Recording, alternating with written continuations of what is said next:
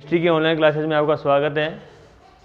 देखिए, हम आपको 12th का एक टॉपिक बता रहे हैं जिसका नाम है पॉलीमर यानी बहुलक। लेसन 15 है और ये 3 नंबर का पार्ट है। इसका जो अंक बार है वह है 3 नंबर। ऑर्गेनिक केमिस्ट्री का चैप्टर है पॉलीमर। देखिए, बहुलक होता क्या है इसके बारे में बताते हैं आपको। ये बहुलक जो शब्द है, बहुलक इसे इंग्लिश में पॉलीमर कहा जाता है। यह ग्रीक भाषा के 2 शब्दों से मिलकर बना है। एक तो है ग्रीक भाषा का शब्द पॉली और दूसरा शब्द है मिरोश, जिसे मियर भी कहा जाता है, MERE। बहुलक जिसे हम इंग्लिश में पॉलीमर कहते हैं, यह ग्रीक भाषा के 2 शब्दों से मिलकर बना है, पॉली और मिरोश या मियर, जिसमें पॉली का अर्थ होता है अनेक या बहुत से, अनेक या बहुत से होता है, जबकि मिरोस का अर्थ इकाई से होता है, इकाई। पॉली का अर्थ होता है अनेक या बहुत से और मिरोश या मियर का अर्थ होता है इकाई से। यानी कि पॉलीमर का जो शाब्दिक अर्थ होता है, पॉलीमर शब्द का जो शाब्दिक अर्थ है वह अनेक इकाइयों से होता है, अनेक इकाइयाँ यह बहुत इकाइयों से होता है। दोबारा सुनिए, पॉलीमर ग्रीक भाषा के 2 शब्दों से मिलकर बना है, पॉली और मिरोस या मियर, जिसमें पॉली का अर्थ होता है अनेक या बहुत से और मिरोस या मियर का अर्थ होता है इकाई से। यानी कि पॉलीमर शब्द का शाब्दिक अर्थ हो गया अनेक इकाइयाँ या बहुत इकाइयाँ। अब बात करते हैं इसकी परिभाषा के बारे में कि बहुलक की परिभाषा क्या होती है। देखिए, परिभाषा, डेफिनेशन, बहुलक की परिभाषा, ऐसे अणु जिनका अणुभार 10,000 या इससे अधिक होता है, ऐसे अणु जिनका मॉलिक्यूलर वेट यानी MW, ऐसे अणु जिनका अणुभार 10,000 या इससे अधिक होता है, इससे अधिक होता है, तथा ये सरल अणुओं से मिलकर बने होते हैं, तथा ये सरल अणु से मिलकर बने होते हैं, जो कि एक जटिल अणु होते हैं, जो कि जटिल अणु होते हैं, जटिल अणु होते हैं, बहुलक कहलाते हैं। क्या कहलाते हैं? बहुलक कहलाते हैं।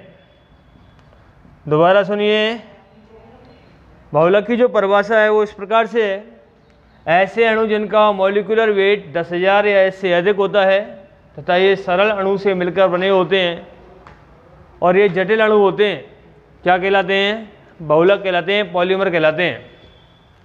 इनको सामान्य भाषा में प्लास्टिक कहा जाता है।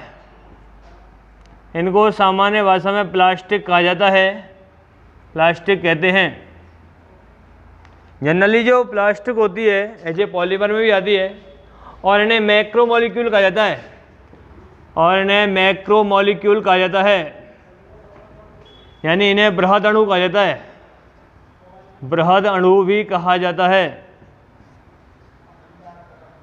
परिभाषा देखिए, ऐसे अणु जिनका अणुभार 10,000 या इससे अधिक होता है, ये सरल अणु से मिलकर बने हुए होते हैं, जो कि जटिल अणु होते हैं, क्या कहलाते हैं? बहुलक कहलाते हैं। जनरली भाषा में, जनरली लैंग्वेज में इन्हें प्लास्टिक कहते हैं और इन्हें बृहद अणु भी कहा जाता है। अब बात करते हैं एकलक क्या होता है। एकलक के बारे में बात करते हैं। देखिए, अभी तक मैंने आपको बताया था बहुलक। देखिए, बहुलक जो बनता है वह एकलक इकाइयों के जुड़ने से बनता है। एकलक इकाई जो होती हैं आपस में जुड़ दी जाती हैं, जिसके फलस्वरूप बहुलक का क्या होता है? निर्माण होता है। एकलक जिसे कहते हैं इंग्लिश में मोनोमर कहा जाता है इसको इंग्लिश में। यह भी ग्रीक भाषा के दो शब्दों से मिलकर बना है, जैसे वो बना था बहुलक। यह भी ग्रीक भाषा के दो शब्दों से मिलकर बना है। पहला शब्द है मोनो और दूसरा शब्द है मिरोश, या ऐसे मियर भी कहा जाता है। मोनो का मतलब एक से होता है, मोनो का अर्थ होता है एक से, और मिरोश या मियर का अर्थ इकाई से होता है। यानी कि मोनोमर जो शब्द है उसका शाब्दिक अर्थ हो गया एक इकाई, एक इकाई। यानी कि जो एकलक इकाइयाँ होती हैं उनकी बार बार पुनरावृत्ति होती है, बार बार वो जुड़ती जाती हैं, जुड़ने के फलस्वरूप अपने को एक प्रोडक्ट प्राप्त होता है जिसका नाम होता है पॉलीमर। यानी कि एकलक जो कि ग्रीक भाषा के दो शब्दों से मिलकर बना है, मोनो और मिरोस। मोनो का अर्थ होता है एक, मिरोस का अर्थ होता है इकाई। यानी कि एकलक का शाब्दिक अर्थ हो गया एक इकाई। यानी कि एकलक इकाइयों के जुड़ने से बहुलक का क्या होता है, निर्माण होता है। यानी कि एक यहाँ पे क्वेश्चन उठता है कि बहुलक की सबसे सरलतम, बहुलक की सबसे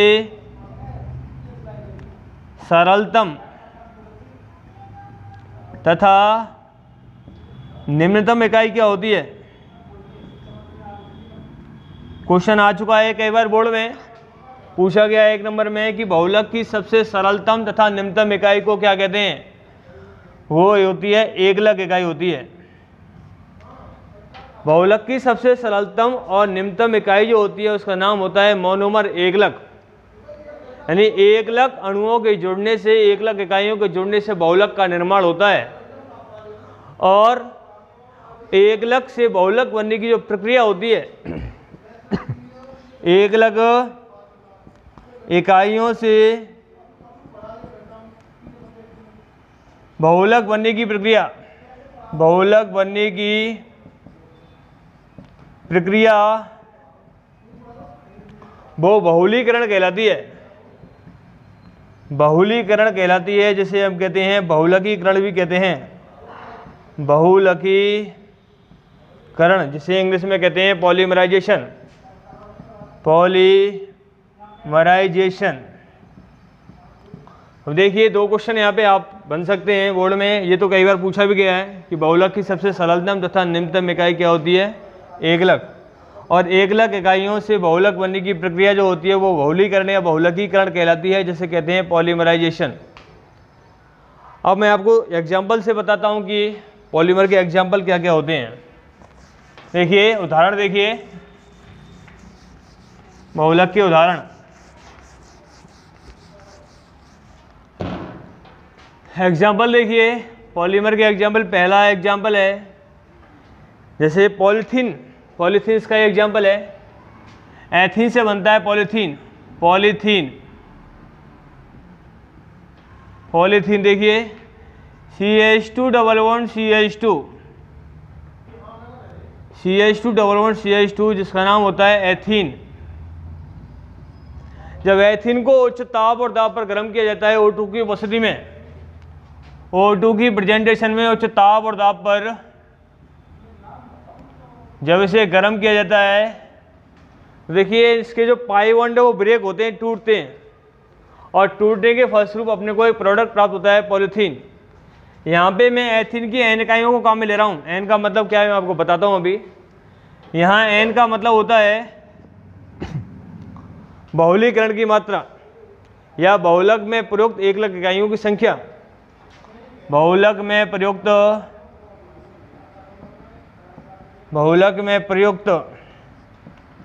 एकलक इकाइयों की संख्या, या इसे कहते हैं बहुलीकरण की मात्रा। बहुलीकरण की मात्रा भी कहा जाता है इसको। यानी कि n की जो वैल्यू है वो कितनी भी हो सकती है, 1 से लेकर n तक। आपको कोई अंक नहीं मानना है, यहाँ पे आपको n की जगह n ही मानना है, क्योंकि n एक पॉलीमराइजेशन की एक क्वांटिटी है, या फिर बहुलक में काम आने वाली जो एकलक इकाई उनकी संख्या है। ये संख्या कितनी भी हो सकती है। अब देखिए इसको अपन गर्म कर रहे हैं उच्च ताप और दाब पर, इसका पाई बॉन्ड ब्रेक होता है, ये वाला बॉन्ड ब्रेक हुआ, हाफ यहाँ लग जाता है, हाफ यहाँ, प्राप्त होता है CH2 single bond CH2, half bond का होल हो गया N। ये प्राप्त हुआ अपने को एथीन से, क्या प्राप्त हुआ, पॉलीथीन। ये पॉलीथीन प्राप्त हो गई। यानी कि एथीन जो है, ये एथीन तो क्या है, मोनोमर है, और पॉलीथीन क्या है, एक पॉलीमर है। एथीन से प्राप्त हुआ पॉलीथीन, यानी मोनोमर इकाई से क्या प्राप्त हुई है, पॉलीमर इकाई अपने को प्राप्त हुई है। एन का मतलब मैंने आपको बता दिया, एन एक बहुलकीकरण की मात्रा है या फिर 1,00,000 इकाइयों की संख्या है जो कि बहुलक में प्रयुक्त होती है। दूसरा एग्जाम्पल देखिए, वाइनिल क्लोराइड से बनता है पॉलीवाइनिल क्लोराइड। यानी कि वाइनिल क्लोराइड, वाइनिल का सूत्र होता है CH2 डबल बॉन्ड CH, इस प्रकार वैलेंसी फ्री। ये वाइनिल है, जिसे हम एथिनिल भी कहते हैं। ये वाइनिल है जिसे एथिनिल भी कहा जाता है। अब देखिए, vinyl CH2 double bond CH और यहाँ वैलेंसी फ्री, यहाँ पे लगा लिया मैंने क्या, Cl। इसकी N इकाई को मैं ले रहा हूँ मैं, N का मतलब मैंने आपको बता दिया, ऊपर लिखा हुआ है N का मतलब। ये हो गया vinyl chloride. Vinyl chloride, vinyl chloride को हम शॉर्ट में VC भी लिखते हैं, क्योंकि V का मतलब हो गया वाइनिल और C का मतलब किससे, क्लोराइड से। ये एक मोनोमर है, ये क्या है, एक मोनोमर है। जब वाइनिल क्लोराइड को उच्च ताप और दाब पर गर्म किया जाता है उच्च ताप और दाब पर गर्म किया जाता है, तो देखिए इसका पाई बॉन्ड ब्रेक होता है, कोई सा भी एक बॉन्ड ब्रेक कर सकते हैं अपन। प्राप्त होगा CH2 single bond CH single bond CH2 single bond CH single bond Cl, और ये हाफ बॉन्ड यहाँ पे, हाफ बॉन्ड यहाँ पे का होल क्या हो गया, N। ये मोनोमर से क्या प्राप्त हुआ, पॉलीमर प्राप्त हो गया, पॉलीमर। यानी कि ये वाइनिल क्लोराइड है, वाइनिल क्लोराइड से क्या प्राप्त हो गया, पॉलीवाइनिल क्लोराइड, पॉलीवाइनिल क्लोराइड, इसे कहते हैं PVC। PVC इसका उपयोग किया जाता है पाइप वगैरह बनाने में किया जाता है, जो टीन शेड होती हैं उनको बनाने में किया जाता है। दो एग्जाम्पल मैंने आपको बताए अभी, एथीन से क्या बना, पॉलीथीन, और वाइनिल क्लोराइड से क्या बना, पॉलीवाइनिल क्लोराइड। एक दो एग्जाम्पल और बताता हूँ, देखिए। उसके बाद तीसरा एग्जाम्पल देखिए आप, तीसरा एग्जाम्पल थर्ड देखिए। एक्रिडोनाइट्राइल, जब उसको हीट किया जाता है, जब उसको गर्म किया जाता है, तो प्राप्त होता है पॉली एक्रिडोनाइट्राइल। एक्रिडोनाइट्राइल जो होता है CH2 double bond CH single bond Cn, इसे वाइनिल साइनाइड भी कहते हैं अपन। ये एक्रिडोनाइट्राइल है, एक्रिडोनाइट्राइल, इसे अपन वाइनिल साइनाइड भी कहते हैं, वाइनिल साइनाइड, वाइनिल साइनाइड, जो कि एक मोनोमर है। क्या है, ये एक मोनोमर है। इसकी N इकाई को काम में ले रहा हूं मैं। अब देखिए, इसे उच्च ताप और दाब पर गर्म करते हैं अपन O2 की उपस्थिति में। ये पाई बॉन्ड यहाँ से ब्रेक होता है, प्राप्त होता है CH2 single bond CH single bond Cn। ये हाफ बॉन्ड टूट के यहाँ पे लग गया और ये हाफ यहाँ पे लग गया, का होल क्या हो गया, N। ये जो प्राप्त हुआ है प्रोडक्ट, ये पॉलीमर है, ये पॉलीमर है भाई। और ये जो प्राप्त हुआ है, ये एक बहुलक है जिसका नाम है पॉलीएक्रिडोनाइट्राइल, जिसका नाम है पॉलीएक्रिडोनाइट्राइल, इसे शॉर्ट में कहते हैं PAN, यानी 5 से इसको आप याद रख सकते हो। इसे एक्रिडोनाइट्राइल AN कहते हैं, AN से क्या बना है, PAN। इसके और भी नाम है, इसे ऑर्लोन भी कहते हैं, इसे ऑर्लोन भी कहते हैं। इसका नाम एक और है जिसे एक्रिलन भी कहते हैं, एक्रिलन भी कहा जाता है। तो ये भी एक पॉलीमर का क्या है, एग्जाम्पल है। नेक्स्ट एग्जाम्पल देखिए आप, चौथा एग्जाम्पल देखिए, चौथा एग्जाम्पल TFE। TFE का नाम है TFE, टेट्राफ्लोरोएथीन, जिसका संरचना सूत्र इस प्रकार से होता है CF2 डबल बॉन्ड CF2। इसकी एन इकाई को काम पे ले रहा हूँ मैं यहाँ पे, ये TFE है, क्या है TFE, TFE। TFE का मतलब है, T का मतलब टेट्रा, F का मतलब फ्लोरो और E का मतलब एथीन, टेट्रा फ्लोरो और ये हो गया एथीन। टेट्रा फ्लोरो एथीन को अपन गर्म करते हैं, इसको हीट करते हैं, इसके पाई बॉन्ड ब्रेक होते हैं, कोई सा भी बॉन्ड आप ब्रेक कर लो, प्राप्त होता है CF2 single bond CF2 half bond का होल एन। ये TFE जो कि एक मोनोमर है, ये मोनोमर से क्या प्राप्त हुआ, पॉलीमर। ये यहाँ पे प्राप्त हो गया क्या, पॉलीमर, यानी इसका नाम है पॉली टेट्राफ्लोरोएथीन, जिसे कहते हैं PTFE, पॉली टेट्राफ्लोरोएथीन, पॉली टेट्राफ्लोरो और ये हो गया एथीन। पॉली टेट्राफ्लोरोएथीन है ये, जिसे हम टेफ्लॉन के नाम से भी जानते हैं, इसे टेफ्लॉन भी कहते हैं। ये भी एक प्रकार का क्या है, पॉलीमर है। ये एक पॉलीमर है जिसका उपयोग बर्तन जो होते हैं, नॉन स्टिक बर्तन जो होते हैं उनमें किया जाता है, जो कि उच्च तापमान पर भी ये पिघलती नहीं है।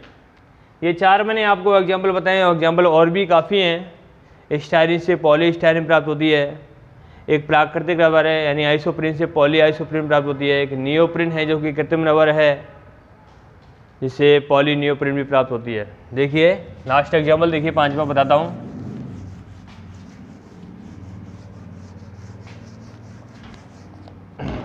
पांचवा एग्जाम्पल देखिए, प्राकृतिक रबर। प्राकृतिक रबर जो होती है वो पॉली आइसोप्रीन होती है, पॉली आइसोप्रीन, यानी आइसोप्रीन का जब हम पॉलीमराइजेशन करते हैं तो अपन को प्राप्त होती है पॉली आइसोप्रीन। और आइसोप्रीन से प्राप्त होती है, देखिए आइसोप्रीन, आइसोप्रीन को जब गर्म किया जाता है तो प्राप्त होता है पॉली आइसो और ये प्रीन। ये एक मोनोमर है, वो क्या है, एक पॉलीमर है। आइसोप्रीन, आइसोप्रीन का केमिकल नेम होता है 2-मेथिल-1,3-ब्यूटाडाइन।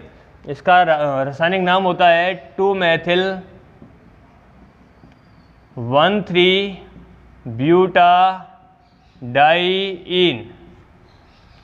2-मेथिल-1,3-ब्यूटाडाइन, इसकी संरचना बनाते हैं अपन, देखिए किस प्रकार से होता है। देखिए CH2 double bond C single bond CH3 single bond CH double bond CH2, ये हो गया 2-मेथिल-1,3-ब्यूटाडाइन है ये, यानी कि आइसोप्रीन है। ये क्या है भाई, ये आइसोप्रीन। ये आइसोप्रीन है जिसे हम 2-मेथिल-1,3-ब्यूटाडाइन कहते हैं, या ये मोनोमर है। क्या है, मोनोमर है। इसकी एन इकाई को काम में लिया जा रहा है। इसका हम पॉलीमराइजेशन करते हैं, इसको गर्म करते हैं अपन। होता क्या है, देखिए इसमें पाई बॉन्ड ब्रेक होते हैं। ये पाई बॉन्ड ब्रेक हो गए यहाँ से, ये हाफ बॉन्ड यहाँ पे लग गया, हाफ बॉन्ड यहाँ पे लग गया, ये हाफ और ये हाफ मिलके पूरा एक हो जाता है, जो कि बीच में एडजस्ट हो जाता है, जिससे कार्बन की वैलेंसी कंप्लीट हो जाती है। प्राप्त होता है CH2 सिंगल बॉन्ड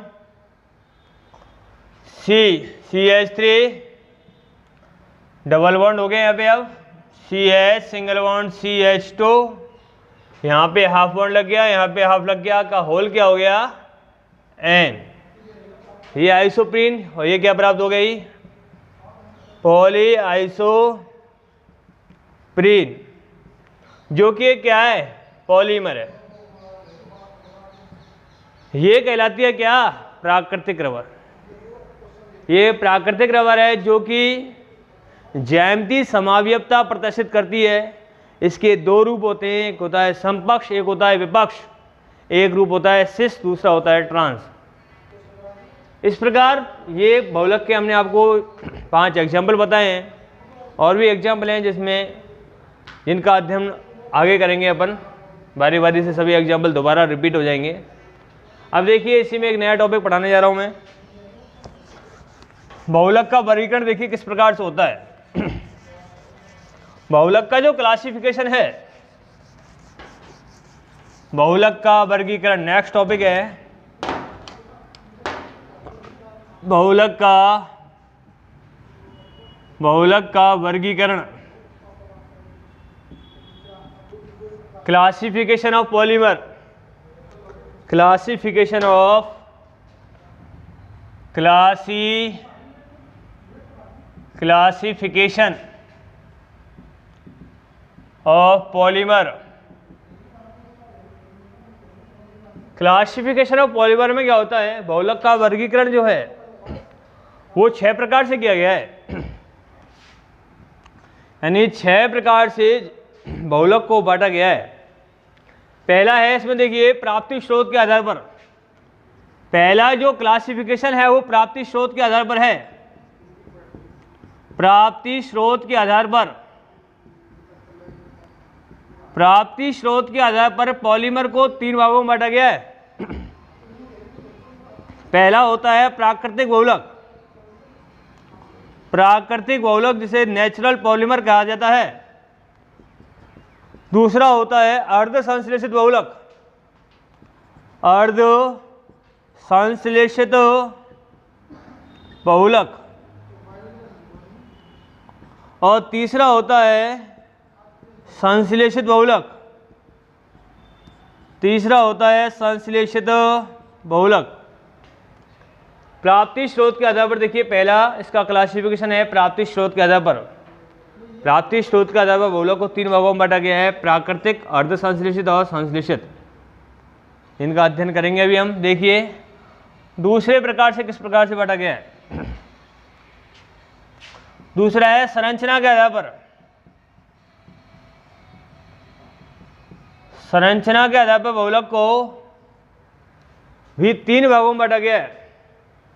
पहला है इसमें रेखीय बहुलक, रेखीय बहुलक जिसे कहते हैं लाइनर पॉलीमर। दूसरा है शाखित श्रृंखला बहुलक, शाखित श्रृंखला बहुलक। और तीसरा है इसमें तिर्यकबद्ध, और भी नाम है इसके, क्रॉस बंधित भी कहते हैं इसको, क्रॉस बंधित ऑब्लिक जाल युक्त। एक नाम और है नेटवर्क पॉलीमर भी कहा जाता है इसको, नेटवर्क बहुलक भी इसे हम बोलते हैं। इस प्रकार से संरचना के आधार पर बहुलक को 3 भागों में बांटा गया है, रेखीय बहुलक, शाखित श्रृंखला बहुलक और तिर्यकबद्ध क्रॉस बंधित या जाल युक्त या नेटवर्क पॉलीमर। पहला हो गया प्राप्ति स्रोत के आधार पर, दूसरा हो गया संरचना के आधार पर। तीसरा जो वर्गीकरण है वो है संघटक या एकलक इकाइयों के आधार पर। तीसरा क्लासिफिकेशन है संघटक, संघटक ऑब्लिक एकलक इकाइयों के आधार पर, एकलक इकाइयों के आधार पर। देखिए संघटक या एकलक इकाइयों के आधार पर बहुलक को 2 भागों में बांटा गया है। पहला होता है समबहुलक। देखिए संघटक या एकलक इकाइयों के आधार पर बहुलक को 2 भागों में बांटा गया है। पहला है समबहुलक, समबहुलक। और दूसरा होता है इसमें विषम बहुलक, विषम बहुलक। विषम बहुलक को सहबहुलक नाम से भी जाना जाता है भाई, इसे सहबहुलक भी कहा जाता है। अब देखिए टोटल जो बहुलक का वर्गीकरण है वो 6 प्रकार से है। मैंने आपको 3 प्रकार से बताया यहाँ पे अभी। पहला है प्राप्ति स्रोत के आधार पर, दूसरा है संरचना के आधार पर, तीसरा है संगठक या एकलक इकाइयों के आधार पर। इनको बारी बारी से हम आपको पढ़ाएंगे, इनकी स्टडी कराएंगे। और बाकी बचे 3, उनके बारे में आपको बताता हूँ। अभी देखिए भाई, चौथा जो क्लासिफिकेशन है वो इस प्रकार से है। चौथा है आणविक बलों के आधार पर। आणविक बलों के आधार पर, आणविक बलों के आधार पर, आणविक बलों के आधार पर बहुलक को 2 भागों में बांटा गया है। पहला है इसमें प्रत्यास्थ बहुलक, प्रत्यास्थ यानी इलास्टोमर, और दूसरा है रेशेदार, रेशेदार पॉलीमर। अब देखिए 5वां क्लासिफिकेशन है। 5वां जो क्लासिफिकेशन है वो है तापमान व्यवहार के आधार पर। तापमान व्यवहार के आधार पर, तापमान व्यवहार के आधार पर भी बहुलक को 2 भागों में बांटा गया है। देखिए पहला है इसमें thermoplastic polymer, thermoplastic polymer, thermoplastic polymer बहुलक। और दूसरा है इसमें थर्मोसेटिंग। दूसरे बहुलक का नाम है थर्मोसेटिंग, थर्मोसेटिंग पॉलीमर। इस प्रकार तापमान व्यवहार के आधार पर बहुलक को 2 भागों में बांटा गया है, थर्मोप्लास्टिक और थर्मोसेटिंग बहुलक। बात करते हैं लास्ट के वर्गीकरण के बारे में। देखिए 6वां जो वर्गीकरण है वो इस प्रकार से है। संश्लेषण या बहुलकन के आधार पर, संश्लेषण ऑब्लिक बहुलकन, बहुलकन के आधार पर। देखिए संश्लेषण या बहुलकन के आधार पर बहुलक को 2 भागों में बांटा गया है। पहला है इसमें योगज, जैसा कि नाम से स्पष्ट है, योगज इकाइयों का योग होना। इसे हम योगात्मक बहुलक भी कहते हैं, योगात्मक पॉलीमर भी इसको कहा जाता है। और दूसरा होता है इसमें संघनन बहुलक, संघनन बहुलक। इस प्रकार से बहुलक का जो वर्गीकरण है वो 6 प्रकार से होता है। मैंने आपको 6 प्रकार आपके सामने लिख दिए हैं। दोबारा मैं आपको इन्हें बोलने का प्रयास करता हूँ। पहला है वर्गीकरण प्राप्ति स्रोत के आधार पर, इसमें इसको 3 भागों में बांटा गया है। पहला है प्राकृतिक बहुलक, दूसरा है अर्ध संश्लेषित बहुलक, और तीसरा है संश्लेषित बहुलक। दूसरा वर्गीकरण है संरचना के आधार पर भी बहुलक को 3 भागों में ही बांटा गया है। पहला है रेखीय बहुलक, दूसरा है शाखित श्रृंखला बहुलक, और तीसरा है तिर्यकवत, जिसे क्रॉस बंधित जाल युक्त या नेटवर्क पॉलीमर भी कहा जाता है। तीसरा जो वर्गीकरण है वो है संगठक या एकलक इकाइयों के आधार पर। इसे 2 भागों में बांटा गया है। पहला होता है होमोपॉलीमर, जिसे समबहुलक कहते हैं, और दूसरा होता है विषम बहुलक, जिसे सहबहुलक के नाम से भी जाना जाता है। चौथा जो क्लासिफिकेशन है वह आणविक बलों के आधार पर है। मॉलिक्यूलर जो फोर्सेस होते हैं, जो बल होते हैं, फोर्सेस जो होते हैं, उनके आधार पर है। इसको 2 भागों में बांटा गया है फोर्स के आधार पर। पहला है इलास्टोमर, दूसरा है फाइबर। पहला है प्रत्यास्थ, दूसरा है रेशेदार। उसके बाद 5वां जो वर्गीकरण है वो तापमान व्यवहार के आधार पर। तापमान व्यवहार के आधार पर बहुलक को 2 भागों में बांटा गया है। पहला है थर्मोप्लास्टिक पॉलीमर और दूसरा है थर्मोसेटिंग पॉलीमर। संश्लेषण बहुलकन के आधार पर बहुलक को 2 भागों में बांटा गया है। पहला है एडिशन पॉलीमर, योगज या योगात्मक बहुलक, और दूसरा है कंडेंसेशन पॉलीमर, जिसे कहते हैं संघनन बहुलक। अब देखिए बारी बारी से हम इसको आपको समझाएंगे प्रत्येक वर्गीकरण को। पहला हम लेते हैं प्राप्ति स्रोत के आधार पर। इनको मैं मिटा रहा हूं अभी यहाँ पे।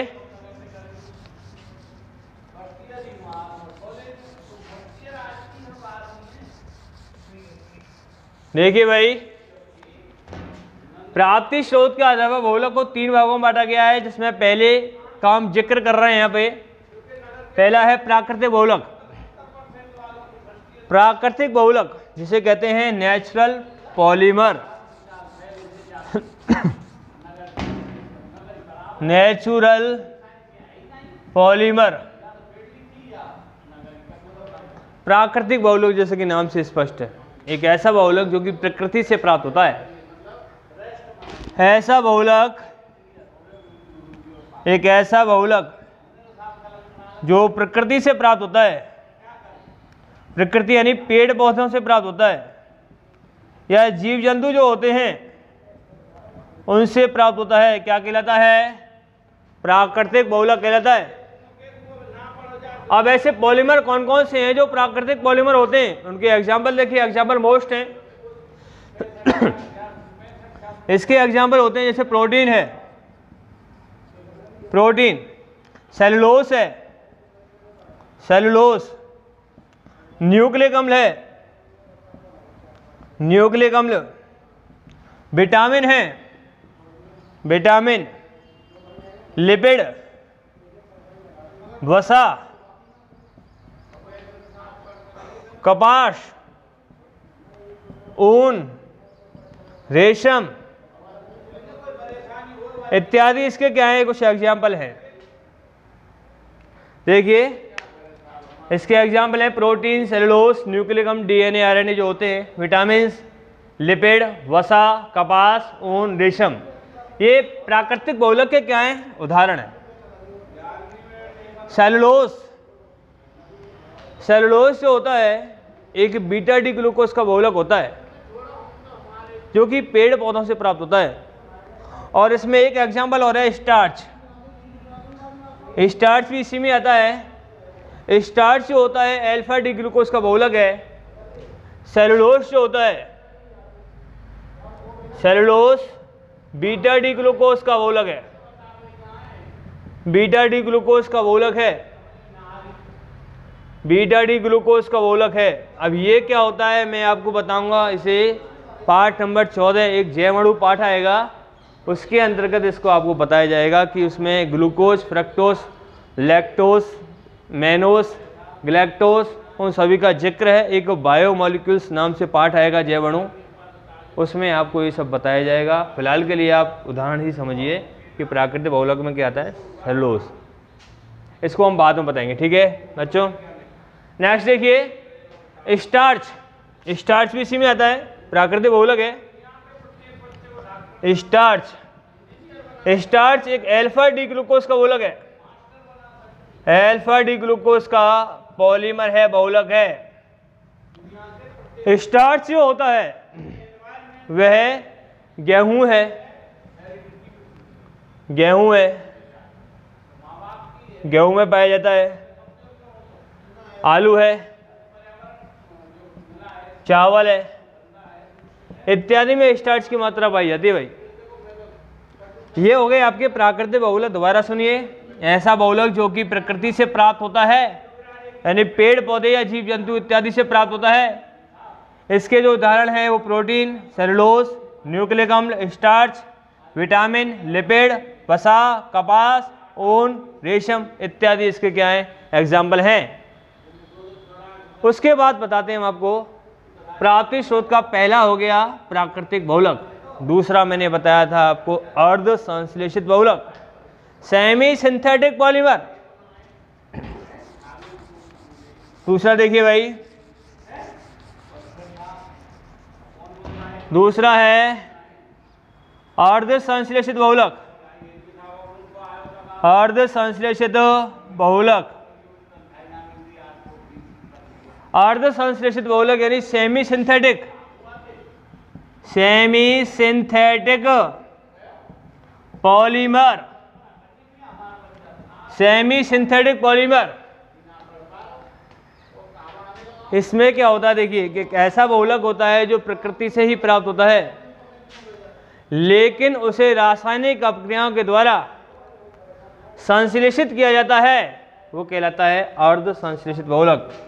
ऐसा बहुलक ऐसा बहुलक जो प्रकृति से प्राप्त होता है, प्रकृति से प्राप्त होता है, परंतु उसे रासायनिक अपक्रियाओं के द्वारा, रासायनिक अपक्रियाओं के द्वारा संश्लेषित किया जाता है, संश्लेषित किया जाता है, वो कहलाता है अर्ध संश्लेषित बहुलक, सेमी सिंथेटिक पॉलीमर। ऐसा बहुलक जो प्रकृति से प्राप्त तो होता है लेकिन उसे रासायनिक अपक्रिया के द्वारा संश्लेषित किया जाता है, अर्ध संश्लेषित बहुलक कहलाता है। इसके एग्जाम्पल क्या होते हैं, देखिए इसके उदाहरण होते हैं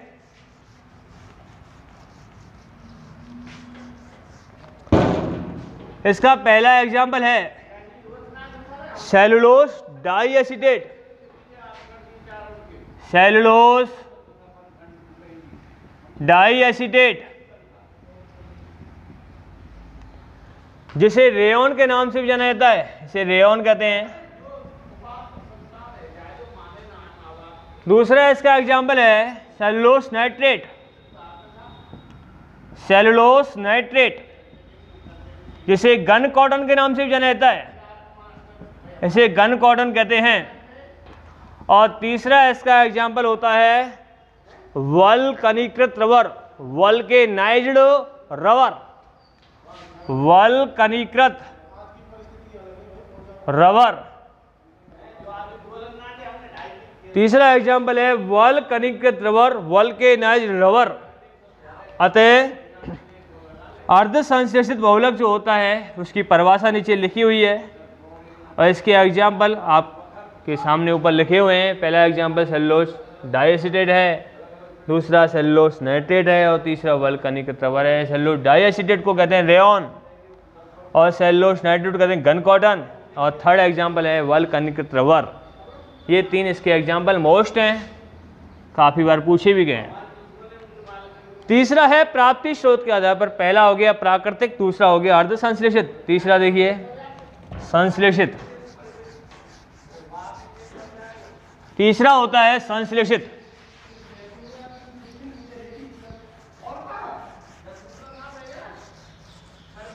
तीसरा देखिए भाई संश्लेषित बहुलक।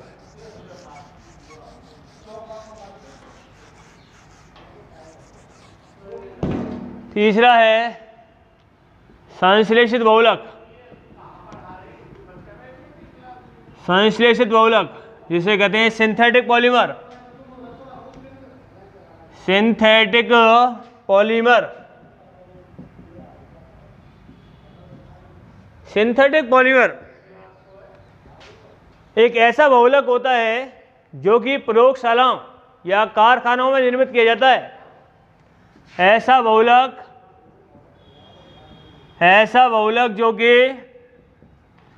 जो प्रयोगशालाओं या कारखानों में निर्मित होता है, कारखानों में बनाया जाता है, वो कहलाता है संश्लेषित बहुलक। संश्लेषित बहुलक कहलाता है, संश्लेषित बहुलक कहलाता है। अब देखिए संश्लेषित बहुलक जो होता है इसका एक नाम और है, जिसे कहते हैं मानव निर्मित बहुलक, मानव निर्मित बहुलक। क्योंकि ये ह्यूमन मेड होता है, ह्यूमन मेड होता है, मनुष्य के द्वारा ही बनाया जाता है, इसलिए इसे मानव निर्मित बहुलक के नाम से भी इसको जानते हैं। बात आती है इसके एग्जाम्पल क्या हैं। इसके एग्जाम्पल हैं पॉलीथीन, पॉलीथीन इसका एग्जाम्पल है। दूसरा एग्जाम्पल पॉलीस्टाइरीन, पॉलीस्टाइरीन। नेक्स्ट पॉलीप्रोपिन भी है, पॉलीवाइनिल क्लोराइड भी है। पॉलीएक्रिलोनाइट्राइल जिसे कहते हैं PAN, पॉलीएक्रिलोनाइट्राइल, जिसे पॉलीएक्रिलोनाइट्राइल। और भी है, पॉलीप्रोपिन भी है, पॉलीप्रोपिन के बाद PVC है, PTFE है, PTFE पॉलीटेट्राफ्लोरोएथिन जिसे कहते हैं टेफ्लॉन। और भी इसका एग्जाम्पल है, बेकेलाइट प्लास्टिक भी इसी में आता है, bakelite plastic, melamine formaldehyde resin भी इसी में आता है, मेलामाइन फॉर्मेल्डिहाइड, यूरिया फॉर्मेल्डिहाइड भी इसी में आता है, यूरिया फॉर्मेल्डिहाइड जो होता है वो इसी में आता है। ये इसके क्या है, एग्जाम्पल हैं, मोस्ट एग्जाम्पल हैं। एग्जाम्पल ये पूरा ही मोस्ट है, कई बार पूछा गया है। ये हो गया आपका प्राप्ति स्रोत के आधार पर 3 प्रकार के हमने आपको बता दिए। पहला हो गया प्राकृतिक बहुलक, दूसरा हो गया अर्ध संश्लेषित बहुलक और तीसरा हो गया संश्लेषित बहुलक। ये कंप्लीट हो गया है पहला वर्गीकरण। पहला वर्गीकरण यहाँ पे आपका समाप्त है। दूसरा वर्गीकरण देखिए, दूसरा जो वर्गीकरण होता है मैंने अभी आपको बताया था, दूसरा वर्गीकरण है, दूसरा क्लासिफिकेशन है संरचना के आधार पर। देखिए दोबारा, संरचना के आधार पर बहुलक को 3 भागों में बांटा जाता है। संरचना के आधार पर बहुलक को 3 भागों में बांटा गया है। दूसरा क्लासिफिकेशन है संरचना के आधार पर, स्ट्रक्चर, संरचना के आधार पर इसे 3 भागों में बांटा गया है। दोबारा सुनिए, पहला है रेखीय बहुलक, बताया था अभी मैंने आपको। दूसरा है शाखित श्रृंखला, बहुलक। और तीसरा अभी आपको बताया था तर्यकबद्ध या इसे कहते हैं जाल युक्त या नेटवर्क पॉलीमर, इसे कहते हैं क्रॉस बंधित बहुलक। अब प्रत्येक के बारे में एक एक करके हम आपको बताएंगे। पहला देखिए आप, पहला है रेखीय बहुलक। रेखीय बहुलक, रेखीय जैसा कि नाम से स्पष्ट है, रेखा, इसे कहते हैं इंग्लिश में लाइनर, लाइनर पॉलीमर।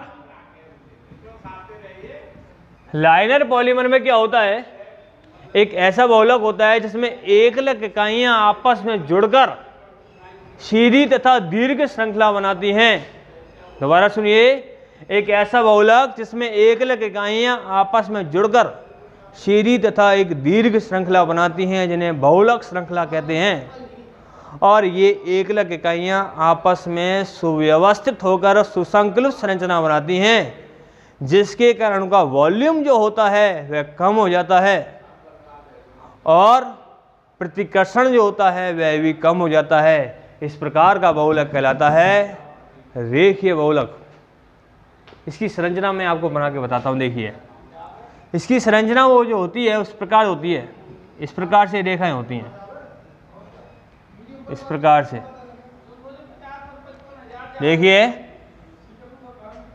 एक ऐसा बहुलक जिसमें एकलक इकाइयां आपस में जुड़कर, इस प्रकार से एकलक इकाइयां होती हैं, एकलक इकाइयां आपस में जुड़कर सीधी तथा दीर्घ श्रृंखला बनाती हैं। इस प्रकार से इसकी संरचना होती है बच्चों। इसमें एकलक इकाइयां जो होती हैं आपस में जुड़कर एक सीधी तथा दीर्घ श्रृंखला बनाती हैं। ये एकलक इकाइयां से मैं आपको रिप्रेजेंट कर रहा हूँ। एकलक इकाइयां आपस में जुड़कर, ये जुड़ी हुई होती हैं आपस में, सीधी तथा दीर्घ श्रृंखला बनाती हैं, जिन्हें बहुलक श्रृंखला कहते हैं। जिन्हें क्या कहते हैं? बहुलक श्रृंखला। इन्हें बहुलक श्रृंखला कहते हैं। और ये आपस में सुव्यवस्थित होकर एक सुसंकुलित संरचना बनाती हैं, क्योंकि ये जो आप देख रहे हो लाइन, ये लाइन इसके ऊपर आसानी से व्यवस्थित हो जाती है। एक दूसरे, एक तह के ऊपर दूसरी तह और दूसरे के ऊपर तीसरी तह आसानी से एक दूसरे को एडजस्ट कर लेती है, जिसके कारण इनका जो वॉल्यूम होता है, इनका जो आयतन होता है, इसका जो आयतन होता है वह कम हो जाता है।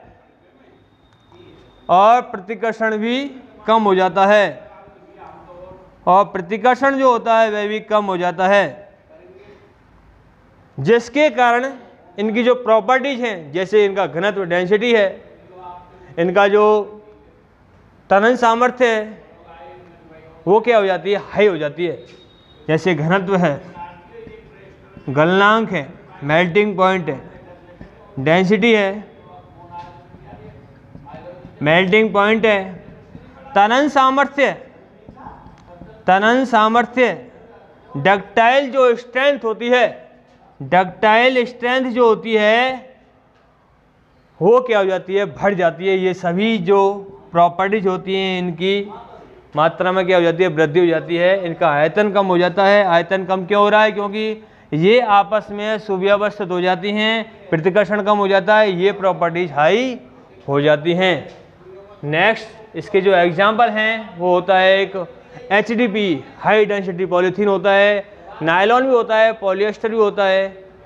ये इसके क्या हैं, एग्जाम्पल हैं। इसके बाद हम आपको नेक्स्ट कल बता पाएंगे। आज के लिए इतना ही काफ़ी है। कल एक बार और इसको हम आपको समझा देंगे। आज के लिए इतना ही काफ़ी। ठीक, ओके, धन्यवाद।